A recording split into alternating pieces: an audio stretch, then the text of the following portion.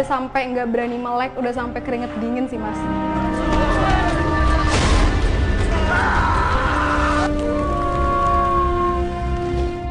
Dia tidak terima, tidak ikhlas ketika dirinya sudah pindah alam, ya, dipaksa mati.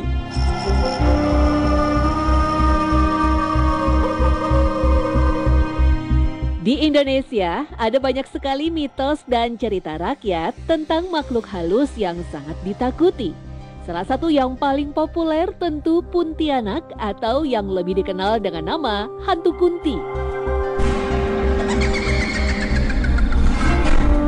Kerap digambarkan sebagai sosok berwujud perempuan, hantu ini sering muncul dengan rupa yang sangat menakutkan. Rambutnya terurai panjang, pakaiannya putih, sangat kontras dengan gelapnya malam. Tak hanya wujud yang menyeramkan, kehadiran Puntianak juga sering hanya berupa suara dengan lengkingan yang mengerikan.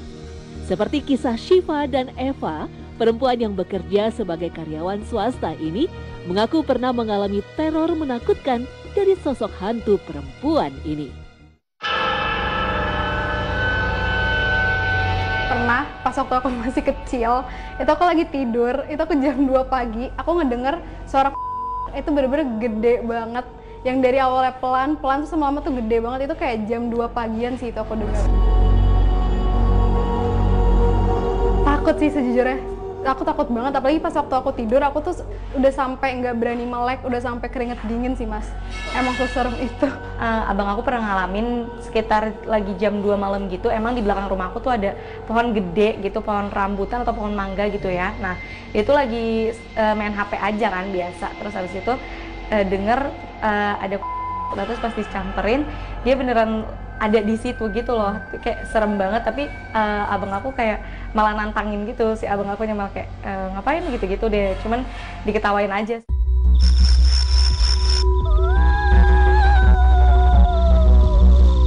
Kerap muncul di tempat yang sama, yaitu pohon-pohon besar ataupun bangunan kosong. Sosoknya pun diyakini sebagai jelmaan dari perempuan yang meninggal secara tidak wajar. Sampai akhirnya menjadi arwah penasaran alias bergentayangan menghantui manusia. Manusia perempuan yang dibunuh, terbunuh, bunuh diri dalam keadaan hamil atau habis melahirkan, seperti itu.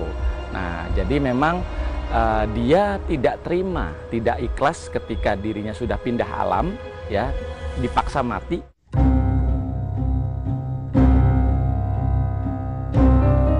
Meski tampil dengan rupa menyeramkan, dalam kepercayaan dunia spiritual Seta Hadi menyebut jika Puntianak ini sebenarnya tidak bertujuan untuk menyakiti manusia.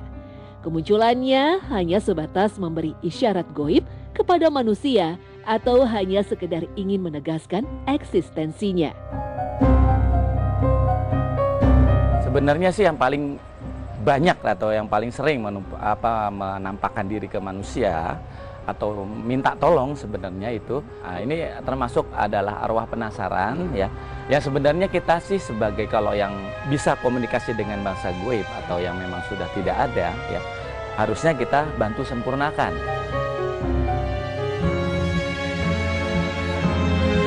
Selain itu, mitos hantu ini juga muncul sebagai sosok yang bertanggung jawab atas menghilangnya anak-anak dan bayi. Saat kejadian tersebut, secara bersamaan pula kerap muncul penampakan sosok hantu yang menyerupai wujud seorang perempuan. Dari sinilah masyarakat kemudian meyakini jika hantu perempuan itulah yang sengaja membawa dan menculik anak-anak mereka. Secara mitologi, secara mitos di masyarakat diyakini sebagai makhluk yang suka menculik anak-anak kecil atau menculik janin yang ada dalam kandungan dan juga menculik mungkin juga bayi-bayi yang baru saja dilahirkan. Itu mitologinya. Uniknya, nama Puntianak sendiri dalam berbagai catatan adalah singkatan dari perempuan mati beranak. Mitos ini pun juga dikenal di belahan Asia Tenggara lainnya. Seperti hantu Langsuir di Malaysia, Singapura, sampai Thailand. Bahkan penamaan kota Pontianak konon muncul ketika Abdurrahman Al-Qadri, pendiri Kesultanan Pontianak, diganggu hantu seperti ini ketika melakukan babat alas dengan menebang pohon-pohon besar.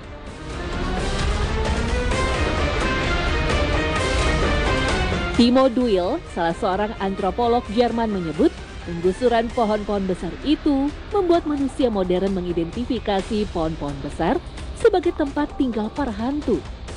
Sampai akhirnya tersebutlah beberapa nama untuk hantu perempuan itu. Nama-nama ini pun terus diceritakan dari mulut ke mulut secara turun-temurun hingga tersebar dan populer hampir ke berbagai daerah di Indonesia. Jadi puntil itu diambil dari kata puntit atau menguntit, atau bahasa sekarang itu stalking, yaitu melihat, mengawasi, dan juga ingin menculik ya. Jadi, tapi yang diculik adalah anak-anak. Puntianak itu berasal dari nama punti, itu adalah perempuan mati beranak.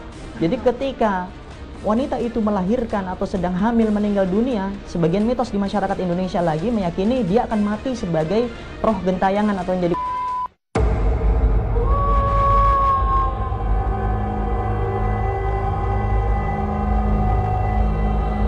Merujuk pada pandangan antropolog, Timo Duil juga menyebutkan bahwa kehadiran mitos dan legenda hantu perempuan ini muncul sebagai solusi di masa lampau ketika permasalahan keamanan bagi perempuan sangat memprihatinkan. Kisah mitologi mengenai Kuntilanak adalah bentuk proteksi yang diciptakan masyarakat untuk melindungi perempuan dari segala macam kemungkinan dan resiko buruk saat keluar di malam hari untuk kebutuhan penting. Mereka dulu sering ya dengan keterpaksaan di zaman dahulu keluar malam hari, sehingga mereka mendapatkan ancaman antara lain diperkosa, dibunuh, dibegal dan lain-lain, atau apalagi yang lebih menyedihkan, diperkosa lalu dibunuh. Jadi itu dihadapkan kepada masyarakat, disuguhkan untuk menakut-nakuti, tapi dalam notabene untuk kebaikan bagi kaum perempuan.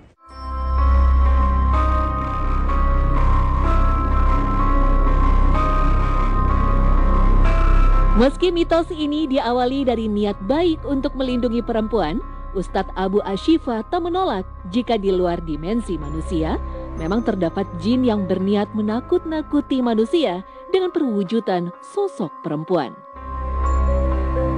Nah, Rasulullah SAW mengatakan mereka adalah as-sa'ali. Nah, as-sa'ali ini adalah makhluk-makhluk jin yang mereka adalah dari kalangan-kalangan penyihir dari bangsa jin. Nah, mereka yang bisa mewujudkan diri, mereka bisa bertasyakul menjelma untuk menyesatkan manusia di sana. Rasulullah SAW dan juga Umar bin Khattab dulu pernah menjelaskan bahwasannya ketika sahabat melakukan safar itu melakukan perjalanan, entah itu dagang, entah itu mereka memang perjalanan dakwah, mereka sering diganggu oleh makhluk jin berwujud wanita yang menari-nari. Yang tujuan mereka yang pertama untuk menakut-nakuti, yang kedua untuk menyesatkan.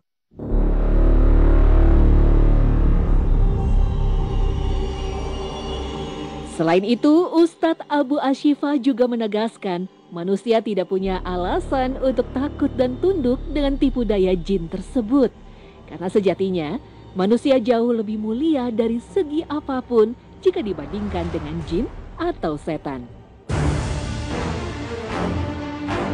Dan maka ketika kita menjumpai atau menjumpai makhluk yang seperti ini, apa yang harus adab kita sebagai muslim? Yang pertama adalah kumandangkan azan.